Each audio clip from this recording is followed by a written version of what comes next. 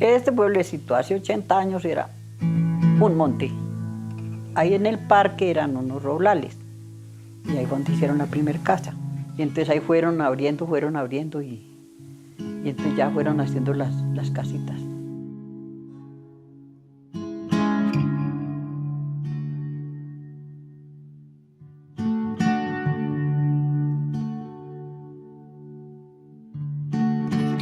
Unos venían de Rovira, otros venían de Ibagué, otros venían del Valle, otros de Caldas. Pues los unos a cultivar, donde les daban a dónde cultivar, pues cultivaban. Otros pues se comprometían a trabajar mensuales así, a ordeñar o a cuidar animales. Y los que tenían sus fincas, pues de los cultivos y los animalitos, del queso, la leche.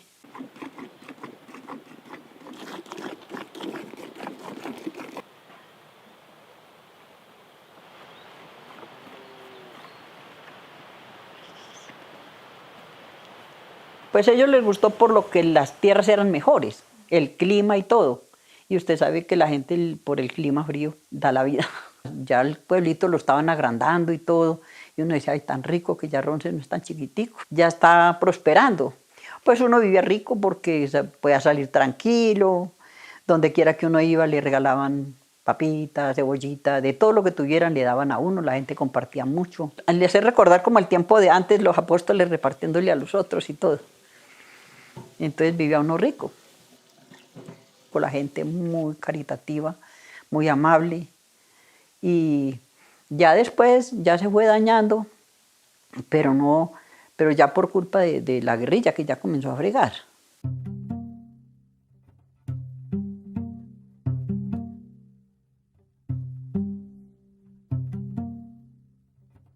De ahí para acá comenzó a cambiar la cosa. Pues eso fue tan feo que no quisieron ni acordarse. No, porque verdad, muy, ¿cómo le digo? Como, es que no sé cómo decir. Son recuerdos muy amargos.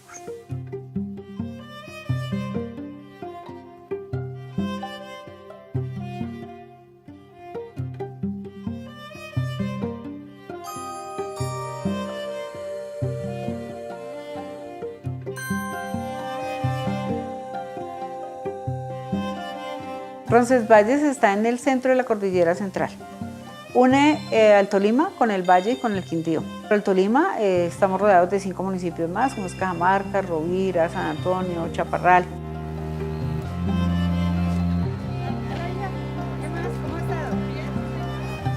Roncesvalles, Tolima, está ubicado en la mitad de 3 parques nacionales naturales. El departamento del Tolima hacia el norte tiene el Parque Nacional Natural Los Nevados, en el centro el Parque Nacional Natural Las Hermosas y en el sur el Parque Nevado del Huila. Y ese sector de Roncesvalles es muy especial porque es una zona de reserva ambiental muy importante, además productora de agua, y es un objetivo también a nivel ambiental y geoestratégico por la producción de agua para muchos departamentos del país. Roncesvalles tiene un promedio de 36 lagunas naturales, 5 vertientes naturales, son 5 ríos que se desprenden desde nuestras cordilleras. El estar sobre la cordillera ha hecho de Roncesvalles una zona estratégica durante toda su historia. Esa misma topografía pues nos llevó a formar parte fundamental en la historia de la guerra. Roncesvalles, nuestras cordilleras, nuestros bosques, nuestras montañas se transformaron en los corredores y en los hogares más acogedores para los grupos armados.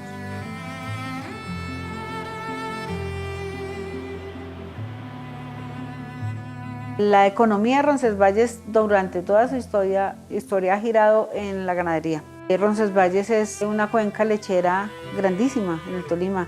Como siempre, el limitante y el enemigo del desarrollo económico nuestro ha sido el tema de las vías. La agricultura en su momento, hasta los años 80-85, fue muy fuerte.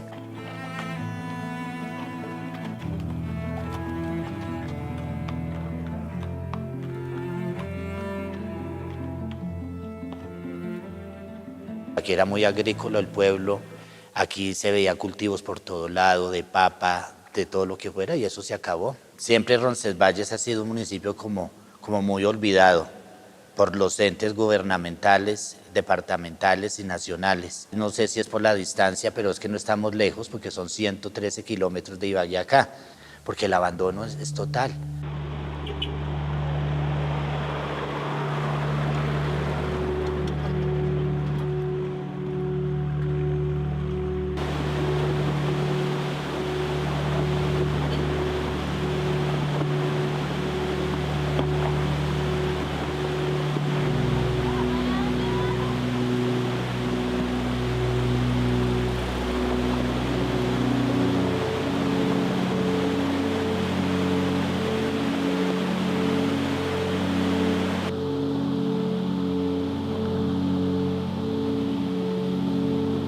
Afecta mucho, las vías de comunicación afectan mucho para sacar los productos que se cultivan en la región, inclusive la misma leche, el quesillo. De las vías de comunicación todas, no solo la de que nos comunica con Ibagué, sino la que comunica hacia el valle, hacia Santa Elena, las terciarias hacia las veredas, todas están en mal estado. El abandono del Estado permitió que la gente de las FARC se tomara Roncesvalles como tal por eso, porque estaba tan solo que ellos vieron la oportunidad de aprovechar este territorio.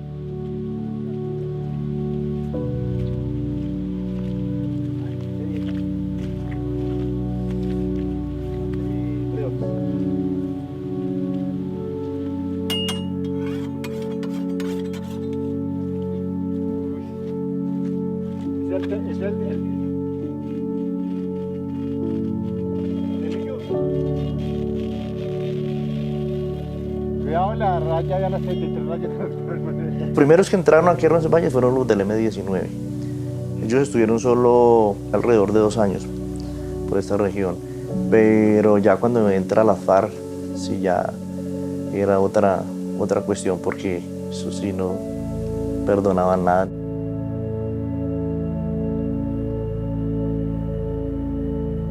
Primero pasaban y hacían sus veniditas, no entraban todos, sino por ahí unos 2 o 3.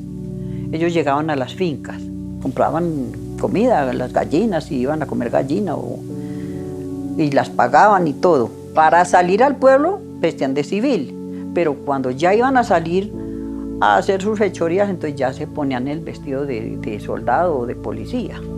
Y empieza uno a intercambiar con la gente. Uy, mire que por aquí pasaron unas personas extrañas, uniformadas.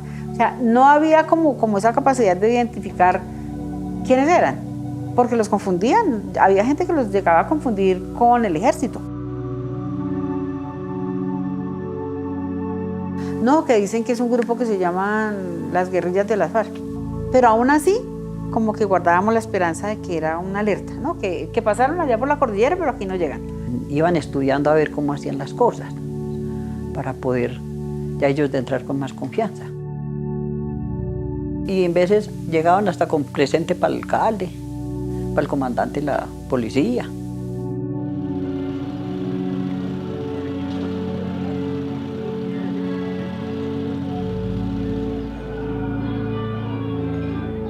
No se sentía tanto la guerra. Ellos entraban al pueblo, saqueaban el banco y lo hicieron como más o menos 4 o 5 veces. O sea, se vivía entre comillas tranquilo, porque uno decía, bueno, ¿a qué horas van a reventar? Fue en el 2000 que fue la más tremenda de todas.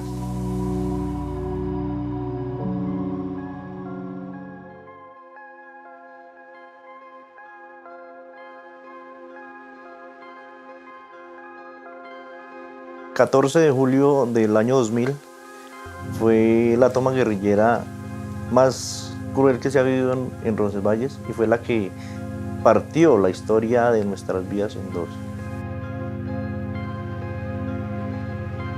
Eso fue una toma anunciada. Los pobladores bajaban al pueblo y decían que veían guerrilleros bajando cilindros, veían guerrilleros agrupándose en varios sectores alrededor del municipio. Claro, salimos a mirar qué estaba pasando, y lo primero que vemos es un desfile de cilindros sobre la margen del parque y una cantidad de gente uniformada que uno dice, ¿qué es esto?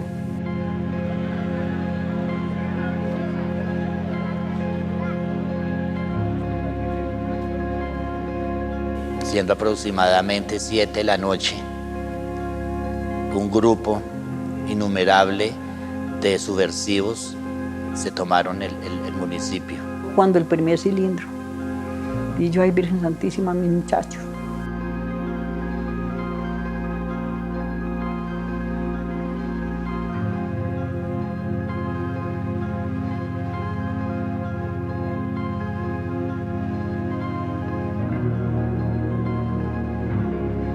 Cuando el otro cilindro. Pero miren que esto se hacían esas casas así más feo. Y eso caía como arena encima de la casa. Y el otro cilindro. Ay, Virgen Santísima. Nosotros ahí no sabía uno qué hacer. Y lo más espantoso es cuando llega el famoso avión fantasma. Porque llegan y lo ubican sobre el pueblo y a disparar para todos los lados. Como a la medianoche ya está la primera víctima de una bala del avión fantasma, que era un niño de escasos 17 años, que era el que repartía los recibos de la luz.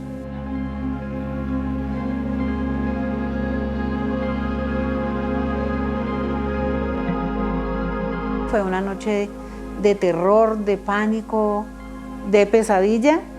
Al amanecer no le respetaron la vida a los policías que habían quedado vivos. Ellos se entregaron porque les dijeron que se entregaran, que les respetaban la vida. Desafortunadamente murieron 13 policías.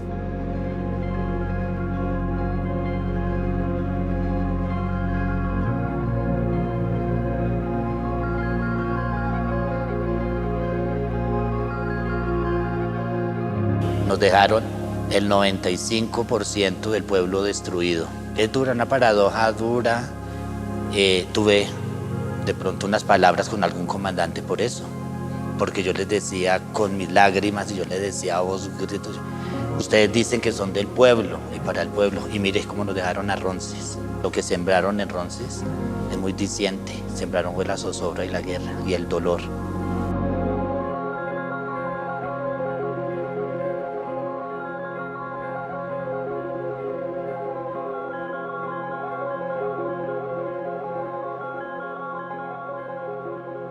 La toma duró hasta el sábado 15 de julio, pero al otro día llegó ya el apoyo de ejército, de la policía. Y es ahí donde empieza lo más espantoso para quienes quedamos. Y es que supuestamente quienes estábamos éramos los que habíamos ayudado a la subversión a llegar y a tomar su pueblo. De una vez nos votan como los mayores benefactores pues, de la guerrilla. Y ellos entraron, como le digo, atropellando al pueblo, porque ya hasta un duro del ejército hizo una reunión en el parque y él dijo que había preferido que nos mataran a todos nosotros y no a la policía, que porque todos éramos guerrilleros.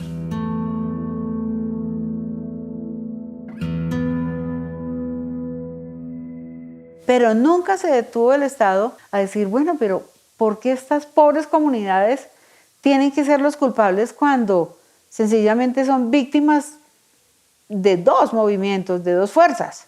¿Sí? Porque eso siempre fuimos, víctimas de dos frentes sin saber por qué. Entonces se creó esa fama en nosotros y ese señalamiento a nivel nacional y hasta mundial, yo creo, que Roncesvalles es pueblo guerrillero.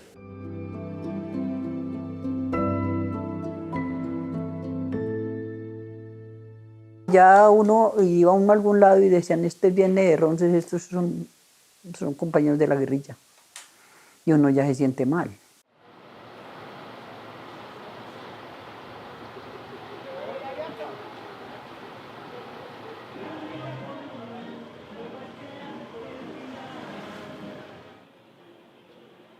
Duramos acompañados de la fuerza pública como unos 10, 15 días, mucho. Y a partir de ese momento, hasta el 2002, se posesiona la FARC de Roncesvalles, en Roncesvalles por completo.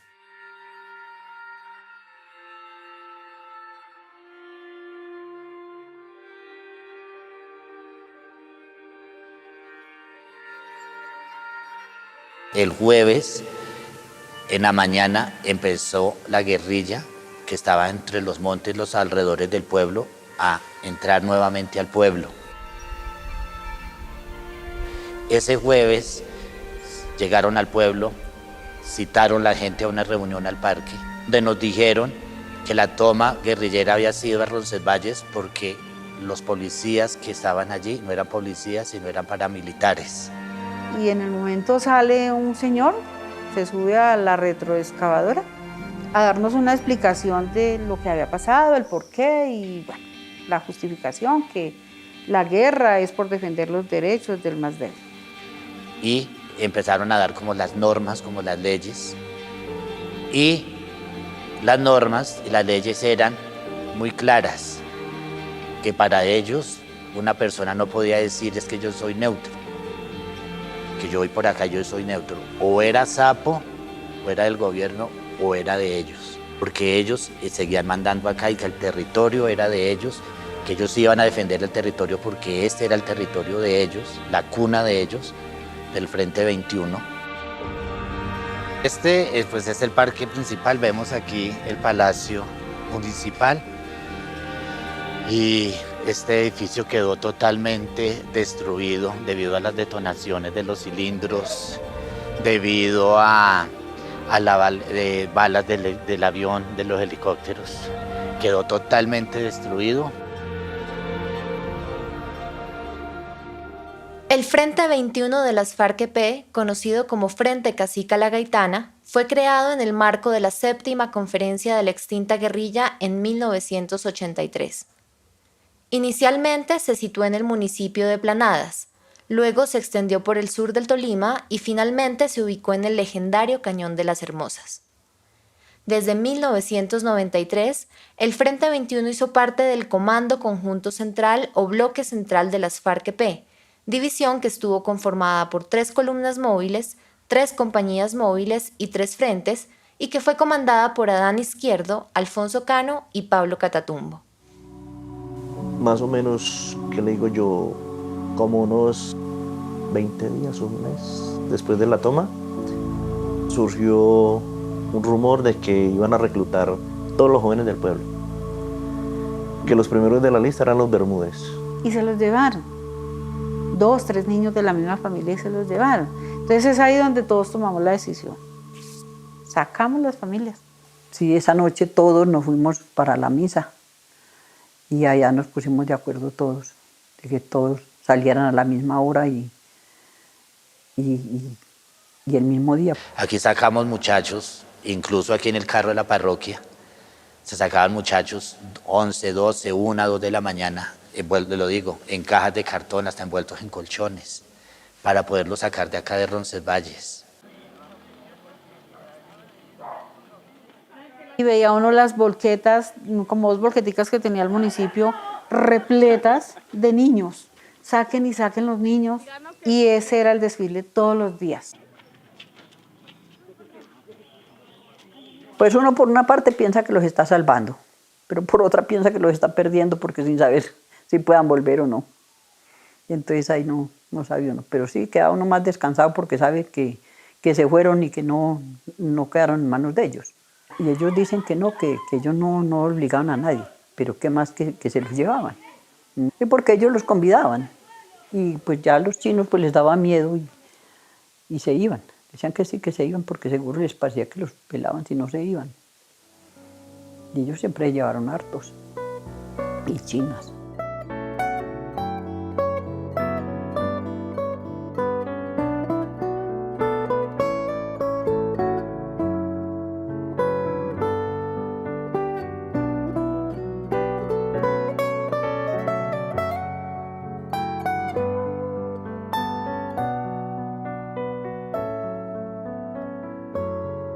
De entre todas esas niñas y niños, ahí sí se me llevaron los 2 niños.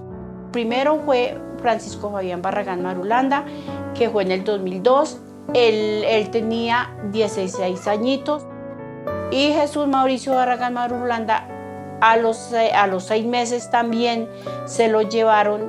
Él tenía 14 añitos en ese entonces.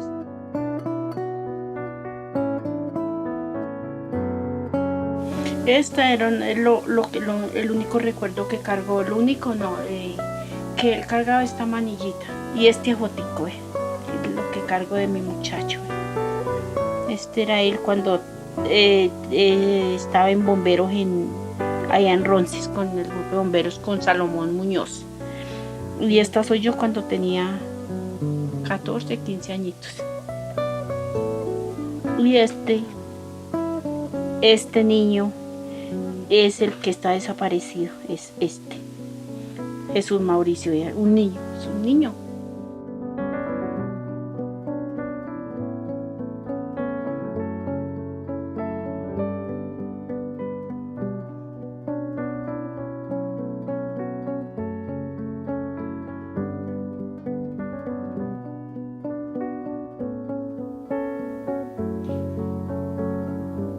Yo llevo 20 años largos buscando incansablemente a mi niño y no descansaré hasta que dé con el paradero de los restos de mi niño. Para él es cristiana sepultura. Yo creo que muchas madres también estarán en las mismas que estoy yo.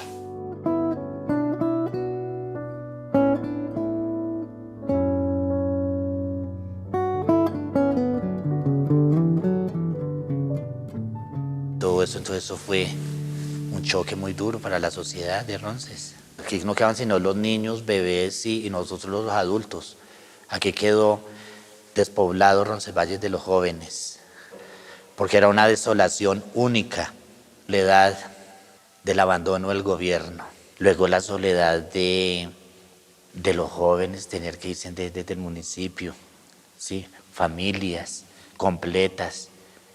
Esa soledad que quedaba, esos vacíos, ver usted esas casas con sus candados y casas vacías. Usted recorría y las casas vacías. Esa soledad que sentíamos nosotros entre nosotros mismos, de pronto no confiar en el otro ya. La estructura de poder de las FARC entró con fuerza en un territorio para poder precisamente regular tránsito, personas, órdenes, convivencia, todo lo relacionado como a lo social. Era quien imponía las normas de lo social. Trataron a regular la conducta, el comportamiento de todas las personas.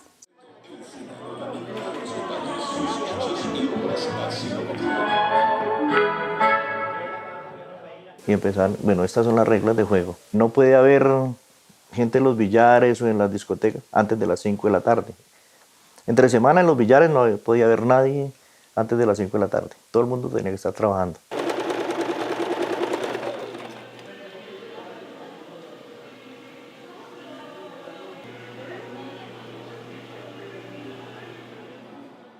Bueno, había que sacar un día de trabajo para colaborarles a ellos, supuestamente colaborar para limpiar las vías, pero era para ellos poderse movilizar.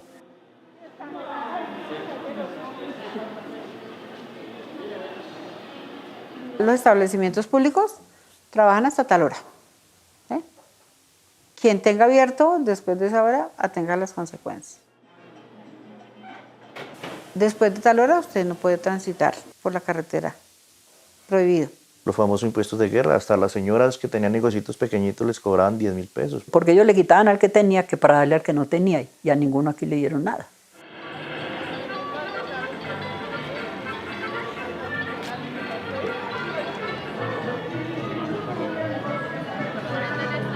Las niñas, ojo con que ustedes tengan algún tipo de relación con un joven que pertenezca a la fuerza pública. Usted no podía mirar a un soldadito, a una persona, un militar, un policía, nada. Como había una señora que ella era la que las iba anotando, ella iba haciendo la lista. Ella salía, usted la veía con un cuaderno en la mano, que salía común y corriente a andar por ahí en la calle, pero era mirar a ver qué muchacha veía o qué mujer veía hablando con un policía o con un soldado, y ahí mismo iba escribiendo en el cuaderno. Entonces ella ya le pasaba la lista de las que fueran. Entonces esas mujeres las cogían y les ponían el letrero en la espalda, por chulera, va a barrer todo el pueblo. Habían otras que tenían que irse por todo el comercio y decir, mire, estoy en estas porque soy novia o porque soy chulera, así, porque ellos les decían chulos a los policías o a los soldados. El resto de la comunidad, todos en desacuerdo, pero ¿quién decía algo? A nadie le parecía. Órdenes sociales son una imposición de los grupos armados para controlar los territorios y controlar las comunidades, teniendo en cuenta sus intereses. Particularmente es la imposición de formas de comportamiento de las comunidades, es la imposición de formas de resolución de conflictos, es la imposición de valores morales asociados al grupo específico que quiera tener ese control territorial. Por supuesto, estos órdenes sociales traen asociados también valores patriarcales que traen también estos grupos armados y que se aplican sobre las mujeres y sobre las personas LGBT. Así que claro, hay una forma particular como esos órdenes sociales se impusieron sobre las mujeres y que se repitió en todos los grupos a lo largo de todo el país, de distintas maneras. Eso ya empieza a como a interferir en el destino que uno llevaba normalmente en la vida cotidiana, porque ellos eran como una ley. Se hace o se hace. Y el que no lo cumpla, pues le dicen, bueno, ¿se va o se va? ¿Se va del pueblo o se va para el hueco? Pero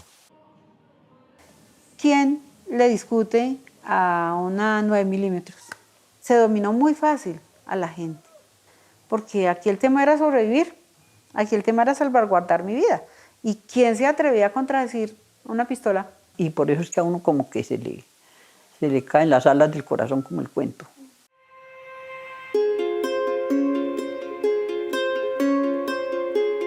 Ellos hacían supuestamente, entre comillas, las conciliaciones para arreglar los conflictos entre la comunidad, porque pues, ellos decían que era el papel de ellos. Un comandante de ellos ponía una mesa, por decir algo, en el parque o en una vivienda ahí en el centro y se sentaba ahí, ponía su mesa, o sea, como una especie de escritorio, y entonces ahí las personas iban y se quejaban si tenían un problema o lo que fuese y ellos les resolvían.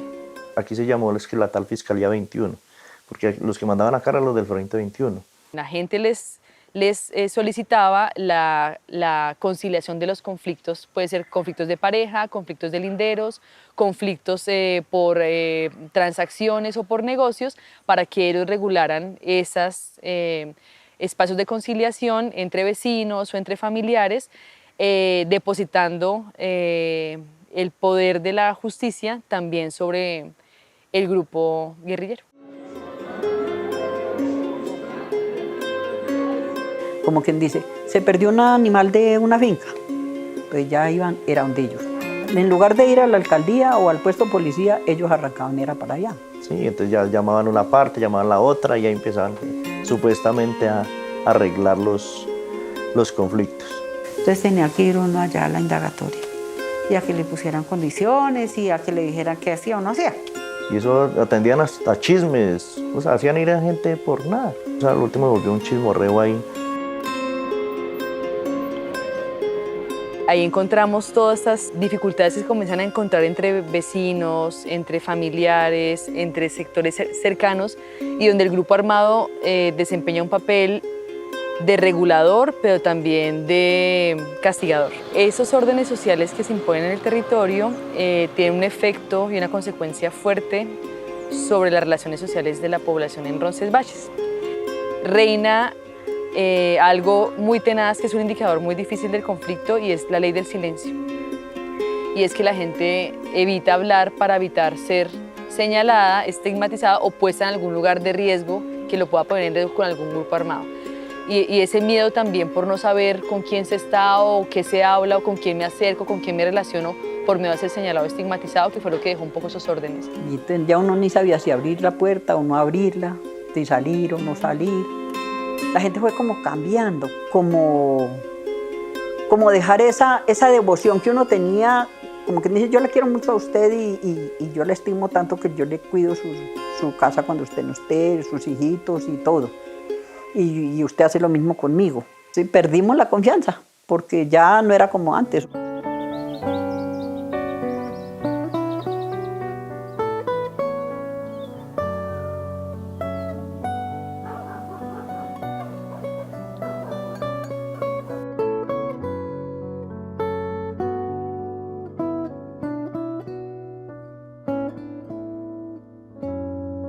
el asesinato selectivo de varias personas en Roncesvalles fue producto y consecuencia de esa estigmatización de lado y lado.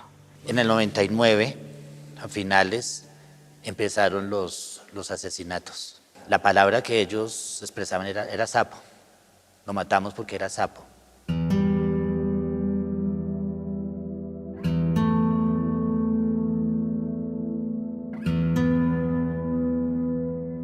Yo soy Ángela Ballesteros, mamá de la doctora Ángela Yesenia Briñes Ballesteros, quien se desempeñaba allá en Ronces como personera, inicialmente haciendo la judicatura y luego pues se extendió un poquito allá en su trabajo hasta el 11 de julio del 2002. Como personera allá en Ronces la querían demasiado, me he podido dar cuenta ahorita últimamente como me la querían porque ella era muy humanitaria y ayudaba mucho a la gente. Cuando ya ella estuvo trabajando ya empezó a darse cuenta y entonces ella me contaba, yo sí, mami, mire que suceden asesinatos. Y ella, de ver que de pronto seguía el conflicto y todo esto, ella decidió renunciar. Y supuestamente, según versiones, ese día venía para Roncesvalles a presentar la carta de renuncia ante el Consejo. Y fue abordada por unos insurgentes en la localidad de Playa Rica. La bajaron del bus, la asesinaron y además de todo, no querían que nadie fuera a recoger su cuerpo.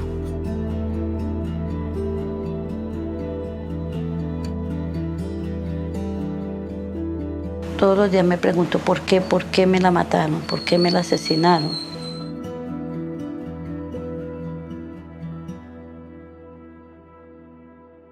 Usted siente una carga ahí, algo psicológico, algo aquí que usted no lo deja vivir tranquilo. Lo que me hace más víctima de este conflicto es el asesinato de mi papá. En el 13 de diciembre de 1999. En ese entonces tenía yo 13 años. Yo no lo podía creer. Nunca supe el porqué.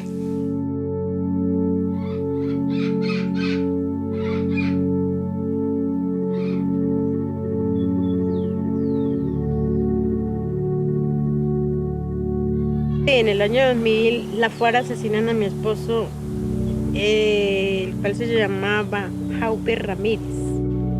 Él era el fotógrafo del pueblo, él era el que le tomaba fotos a todo cuando habían fiestas, algo así, bautizos, todo eso de cumpleaños.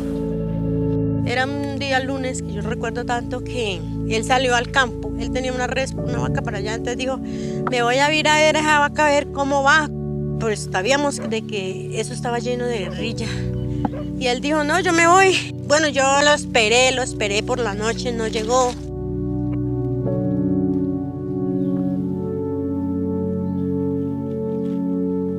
Pues después del asesinato de mi esposo, pues yo quedé sola enfrentando pues el hogar porque mis hijas pues estaban estudiando y mi hijo también y entonces me tocó a mí que ponerme a trabajar para terminarles de dar el bachiller.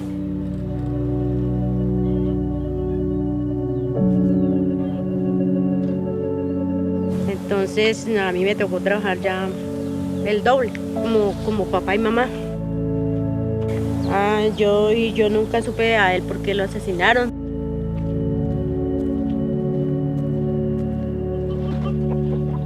Y ya llevamos 3 años en supuesta calma, ¿sí? Lo último había sucedido en el 2007, donde fue la muerte de mi esposa y del auxiliar de policía.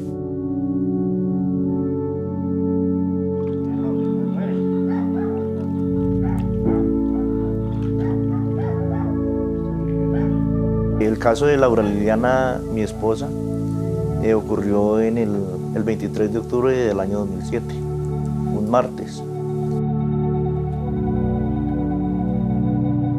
Ella trabajaba en la alcaldía y es muy triste porque el día que yo estaba cumpliendo 33 años tenía que estar sepultándola a ella.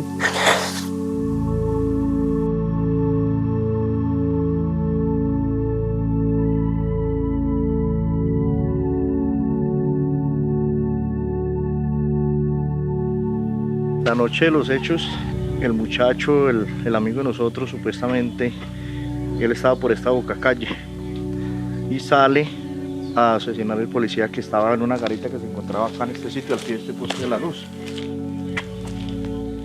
Cuando el guerrillero le dispara al policía, mi esposa venía llegando aquí a la garita y le dispara.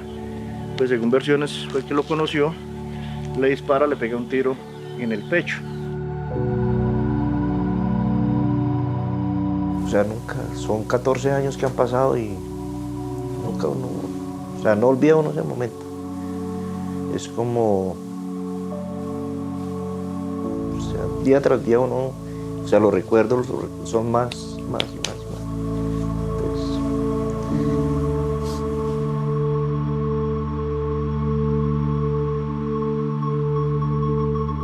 Pues después ya estábamos lo más de tranquilos, pues gracias a Dios decíamos, ya siquiera se arregló esto y no ha vuelto a pasar nada. Cuando ya volvieron otra vez a comenzar, ya volviesen a presentar por ahí. En el año 2010, los señores de las FARC colocaron un artefacto explosivo en el restaurante de La Gorda, como le decimos cariñosamente. Y ahí fue donde fue puesta la bomba, precisamente en esta puerta de aquí, hacia el fondo era donde quedaba el comedor, en esta parte, y fue donde colocaron pues el explosivo.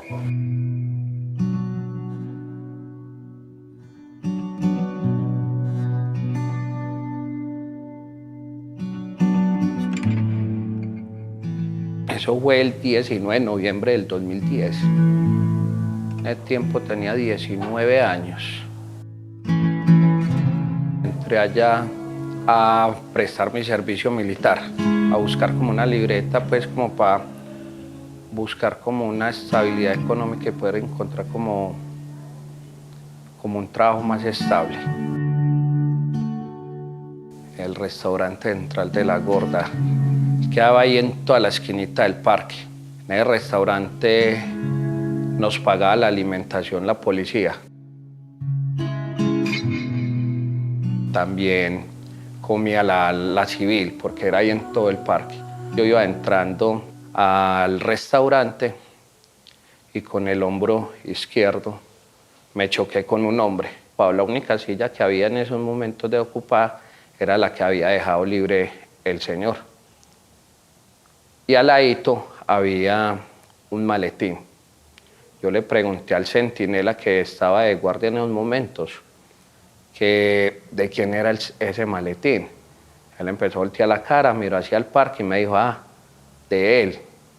Y yo, listo. Yo pues cogí el maletín con la mano derecha y yo empecé a dar unos pasos con el maletín pues, y se lo a entregar al señor. Cuando yo sentí que ya me faltaba como muy poquito para salir de la puerta principal, cuando yo escuché que eso empezó a hacer big, bluff, estallé, voló todo. Que ya de ahí para allá no me acuerdo de nada hasta el 8 de diciembre que desperté en la clínica central de la policía en Bogotá.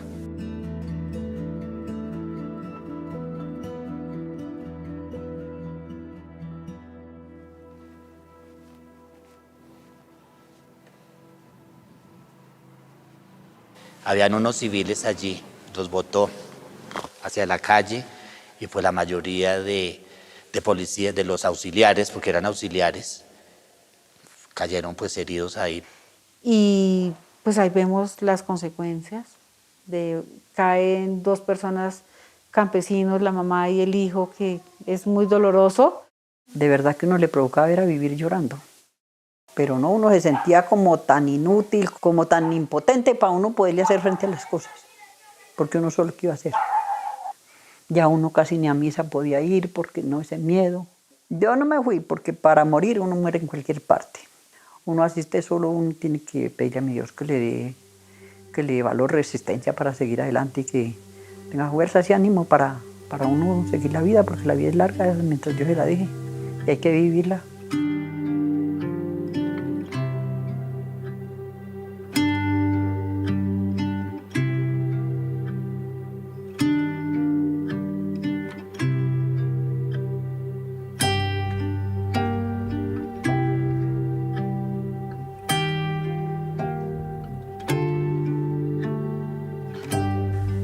Para mí un territorio es como una telaraña. ¿Cómo se construye un territorio? A base de confianza, de solidaridad, colaboración, con buenos deseos. ¿Por qué? Porque se rompen esos lazos que siempre han habido en comunidad, por los temores, por la desconfianza, por la intranquilidad en que se vive. Siendo un pueblo tan unido, nos dividió por completo.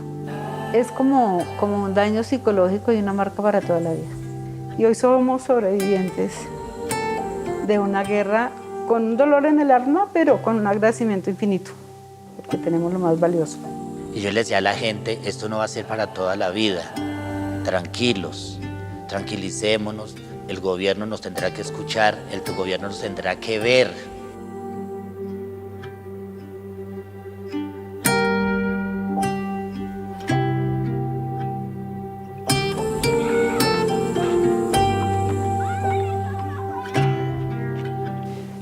El querer seguir, el querer vivir y el querer ver a este terruño tan hermoso, que de no perderlo, entonces eso como que nos llenó a nosotros de ánimo y decir, no, es que tenemos que seguir. Bien aplastados que estábamos, digámoslo vulgarmente, psicológicamente, afectivamente, de todo, no podemos seguir en las mismas porque no podemos seguir, entonces unámonos. Fuimos señalados, lamentablemente, y lo seguimos siendo, pero por el abandono del gobierno. Pero el hecho de que haya habido una guerra, el hecho de que hayan habido asesinatos, el hecho de que esta gente estuvo acá, no es el hecho de que nosotros seamos guerrilleros. Yo pienso que estamos muy abandonados todavía. Yo pienso que no nos han escuchado todavía. Yo pienso que el gobierno como que no creyó que nos hubiera sido victimizado por este grupo, que no sufrimos la guerra. Entonces necesitamos más proyectos, más inversión, que sintamos la presencia del gobierno nacional y departamental en nuestro municipio. Y es que en Roncesvalles vivimos seres humanos. Aquí Roncesvalles está poblado por seres humanos, no por extraterrestres ni por otra calidad, sino seres humanos que somos de la sociedad.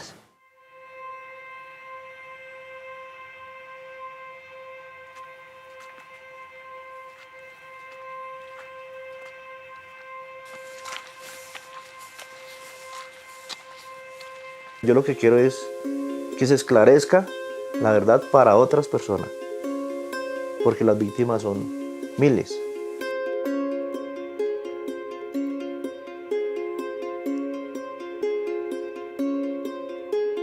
¿Por qué los asesinatos selectivos en el municipio de Roncesvalles?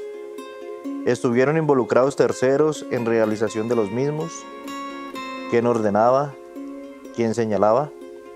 ¿Por qué en algunos casos de asesinatos selectivos no se permitía que se pudiesen levantar los cuerpos? ¿Evaluaban o dimensionaban las consecuencias de los asesinatos selectivos cometidos en Roncesvalles? Si en sus ideales se establece que defienden y luchan por el pueblo, ¿por qué afectaron civiles en estas acciones? ¿Por qué se pedía impuesto de guerra a personas sin capacidad económica? ¿Consideran que un menor de edad estaba en capacidad mental para decidir irse libremente a formar parte de las filas? ¿Existió algún tipo de prohibición psicológica? ¿Cuál era el objetivo de las FARC en el momento de accionar la bomba en el restaurante de La Gorda? ¿Por qué se les ponía a las mujeres que se relacionaban con la fuerza pública un letrero que decía "por chuleras"? ¿Qué se buscaba con esto? ¿Qué sentido tenía? Tenían conocimiento de que la mayoría de policías que se encontraban en Roncesvalles eran jóvenes prestando servicio militar sin conocimiento o entrenamiento para zonas rojas. ¿Qué piensan acerca de los impactos económicos que generaron en la población tras los hechos al comercio, al turismo, al desarrollo del campo y la agricultura? Ahora que son civiles, ¿cómo creen que puede ser un relacionamiento con la comunidad distinto para que no sintamos miedo o intimidación? ¿Qué garantías tenemos como víctimas para que el conflicto no se vuelva a repetir de parte de ustedes? Pero querer una verdad es más como por tener una paz interior. Pero es querer confrontar hasta dónde esas personas tienen esa disposición y verdaderamente ese arrepentimiento para decirnos en la cara es que le maté a su hermano, o le recluté a su hijo, o le maté a su esposo, o le maté a sus hijos por esto, pero que sea esa verdad contundente.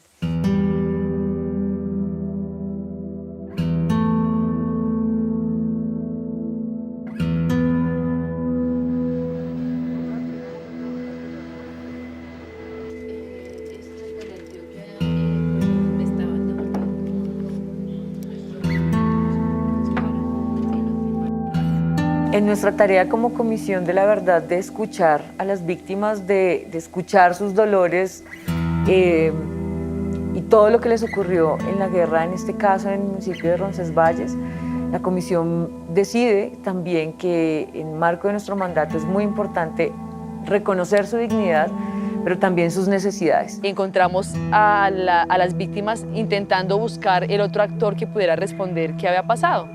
Y nos dimos cuenta que faltaba un actor allí que debía también contar esa otra parte de la historia. Y en ese orden de ideas dimos paso al proceso de reconocimiento de responsabilidades en Roncesvalles. Hicimos nosotros también pues, el tránsito, obviamente, a conversar con las personas firmantes del acuerdo del Frente 21 de FARC, con algunos de ellos y decir, aquí hay una solicitud.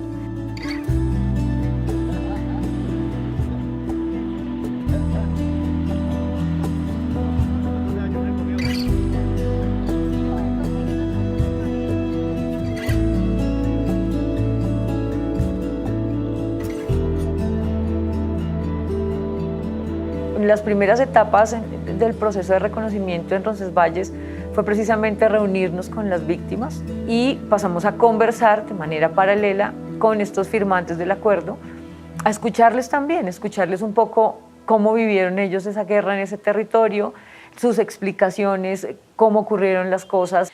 Y tenemos un primer encuentro entre víctimas y responsables, donde las víctimas ya de forma directa les preguntan a los firmantes de paz qué fue lo que pasó con nuestras víctimas. Y posterior a ello tuvimos varios encuentros nuevamente de preparación para un segundo encuentro privado y final, que es donde efectivamente los firmantes pues, responden a estas demandas, a estas solicitudes y hacen los reconocimientos de responsabilidad. Es el día con el que yo he soñado, ahorita el 11 de julio va a ser 20 años, conocer la realidad de los hechos del asesinato de mi hija. Y así están mis compañeros todos. Estoy aquí en representación de todas las víctimas, de los familiares víctimas, de los asesinados, llevando la palabra para pedir a ustedes que sean muy sinceros en las respuestas de los casos de las personas que estamos aquí presentes. Nosotros hemos permanecido aquí en este proceso porque confiamos en ustedes, en que realmente se acogieron a ese proceso de paz y que van a llegar hasta las últimas. Otra cosa es que ustedes también se van a quitar un peso de encima, con revelarnos aquí esa verdad que estamos esperando. En nombre de las antiguas FARC-EP, reconocemos nuestra responsabilidad por los daños que les hemos causado a las víctimas de Roncesvalles. Con estas acciones dejamos viudas y huérfanos y truncamos los sueños de familias y comunidades. Por el hecho de haber permanecido en una zona con presencia de la guerrilla a la que pertenecimos, la población fue víctima de la estigmatización y el señalamiento. Venimos con voluntad de paz a reconocer que durante la guerra tomamos malas decisiones, pero hoy, como civiles desarmados, tenemos la voluntad de establecer un diálogo para el esclarecimiento de los hechos y para sentar las bases de la reconciliación. Sobre la toma guerrillera y la bomba puesta en el restaurante del pueblo, hoy nosotros no vemos estas acciones como las veíamos antes, es decir, como acciones legítimas de guerra. Cuando se está en la confrontación y se usan explosivos, se causan unas afectaciones que no se pueden medir con precisión. Reconocemos que quien terminó sufriendo las consecuencias de estas acciones fue la comunidad de Roncesvalles. Hoy también consideramos que no era necesario causarles daños físicos y psicológicos a los jóvenes que estaban prestando servicio militar en Roncesvalles. Reconocemos que se truncaron los sueños de estos jóvenes. Aceptamos ante ustedes nuestra responsabilidad por los asesinatos ocurridos en Roncesvalles. A esos asesinatos los llamábamos ajusticiamientos, pero hoy reconocemos que no era justicia lo que hacíamos. El miedo y la inseguridad que causamos no se puede dimensionar. Reconocemos que las armas generan poder y temor, y sabemos que muchas personas nos decían que sí a los acuerdos que les planteábamos no por convicción, sino por el miedo que sentían a que tomáramos represalias. El solo hecho de que un grupo guerrillero hiciera presencia en una zona generaba muchos desplazamientos de familias que dejaron sus bienes, sus casas, sus cultivos y sus animales buscando refugio de la guerra. Hoy, como civiles, conocemos el sufrimiento del pueblo colombiano porque lo estamos viviendo y por todo lo que implica salir de una región buscando no ser asesinados.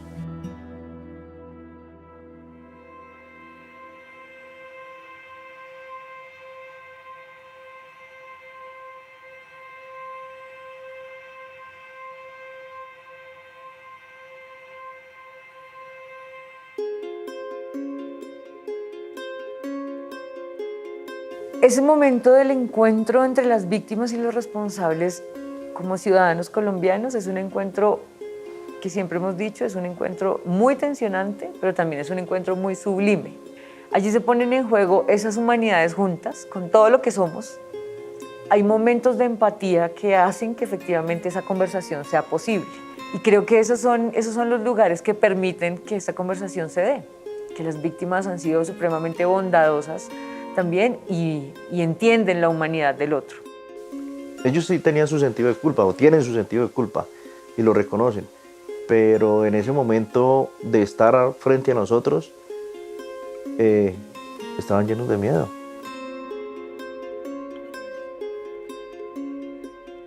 Sentir esas energías tan bonitas y todo eso lo llena uno de confianza, de esperanza, pero sobre todo sentir uno ese calor humano que lo está cobijando para llegar a conocer una verdad.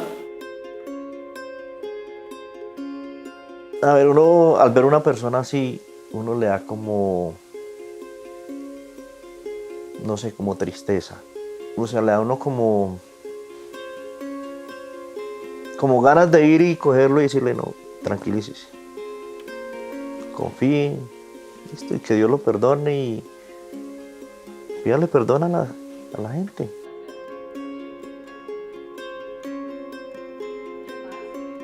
En mi caso, yo sí diría que son personas que tienen derecho a otra oportunidad.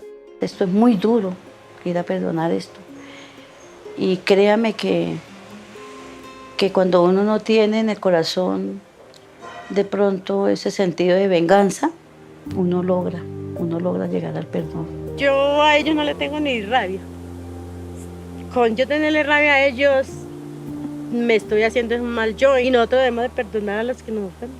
Más que el perdón, es como reconstruir desde adentro una voluntad al respeto, ¿sí?